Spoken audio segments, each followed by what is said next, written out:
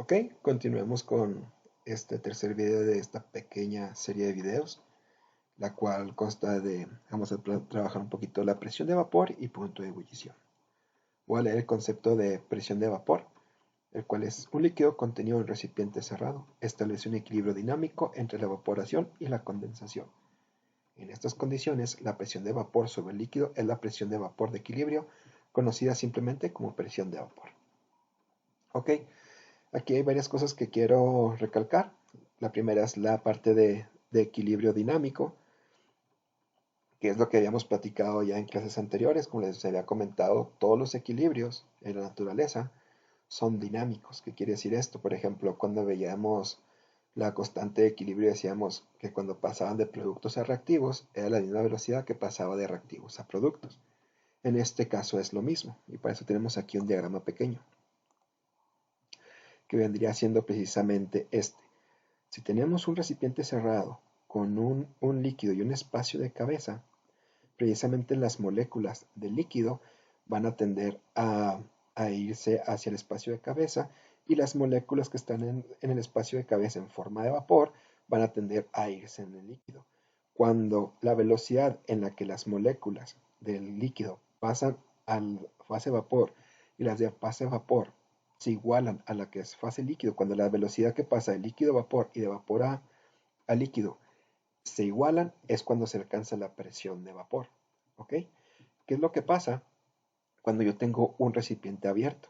No sé si se acuerdan en la clase donde estábamos platicando de los altares de muertos, que muchas personas pensaban que cuando dejan una bebida en la tumba de sus seres queridos, decían que los espíritus bajaban a consumir esa bebida porque precisamente había una disminución del volumen de líquido hasta que eventualmente el líquido ya no estaba en el vaso.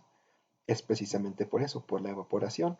Como aquí no se estabiliza el sistema, precisamente porque está abierto, las moléculas pasan del estado líquido a vapor y siguen pasando de estado líquido a vapor, de líquido a vapor, de líquido a vapor, hasta que se agota el líquido.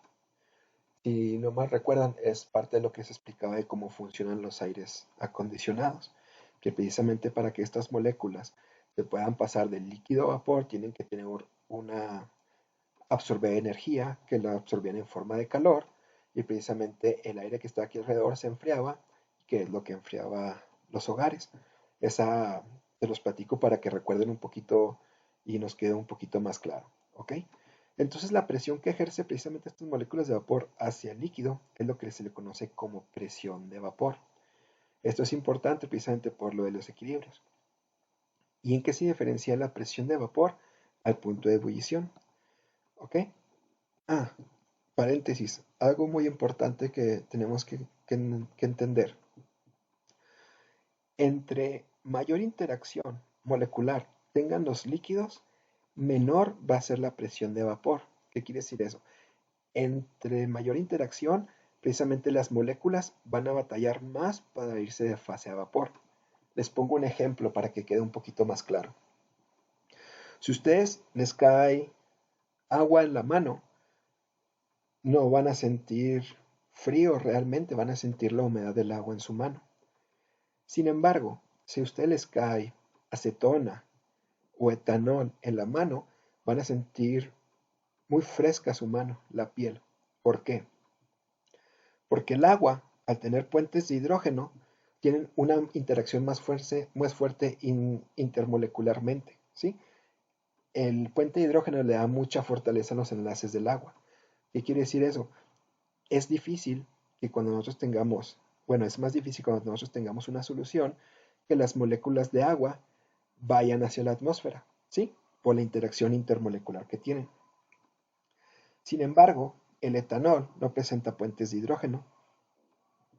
Entonces, lo que pasa es de que como tiene una menor interacción intermolecular, las moléculas de etanol es mucho más fácil que pasen del estado líquido al estado vapor. Por eso tiene una presión de vapor mayor el etanol, ¿sí? Es por eso que si ustedes dejan etanol o acetona en un vaso de precipitado, se va a evaporar mucho más rápido que si dejan agua. Entonces es una característica, entre mayor fuerza intermolecular tengan las moléculas en solución, va a ser menor su presión de vapor, ¿Ok? Bueno, ahora, ¿cuál es la diferencia entre presión de vapor y punto de ebullición? En el punto de ebullición, lo que sucede es de que la fuerza precisamente de las moléculas en el interior del líquido es mayor a la atmosférica. Entonces, si es mayor a la atmosférica, ya no va a haber una fuerza que haga que las moléculas regresen al estado líquido. ¿Qué es lo que va a pasar? Todas las moléculas van a empezar a pasar de estado líquido a estado vapor, sin retorno. ¿Por qué? Porque estás rompiendo, ya no hay una fuerza externa que haga que las moléculas vuelvan, porque ya la venciste, que es la presión atmosférica. Por eso, las moléculas van a empezar a ebullir, ebullir, ebullir hasta que nos quedemos sin líquido. He aquí la explicación de por qué el punto de ebullición está dado por dos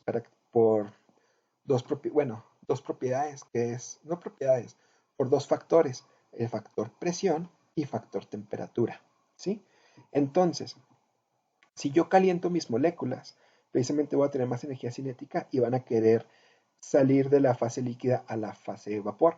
Pero como tengo una presión externa, la presión externa hace que sea más difícil que pasen. ¿Sí me explico? Pero cuando mi presión dentro del líquido es mayor que la externa, o sea, la atmosférica, van a irse sin ninguna restricción, entre comillas. Entonces es cuando empezamos el punto de ebullición. ¿Ok? Entonces se puede decir que pasa de presión de vapor a punto de ebullición cuando alcanzamos de forma interna a vencer la presión atmosférica. ¿Ok? Es por eso que se forman burbujas, porque ya no hay quien, ya estamos venciendo la presión del exterior. Bueno, espero que no queden dudas. De cualquier caso, si tienen alguna duda, pueden escribirme con confianza. Pero esto es el tema de punto de presión de vapor y punto de ebullición. Ya solo nos quedan dos videos, que es la de ecuación de Cairós-Capeiron y el diagrama de fases. ¿Ok?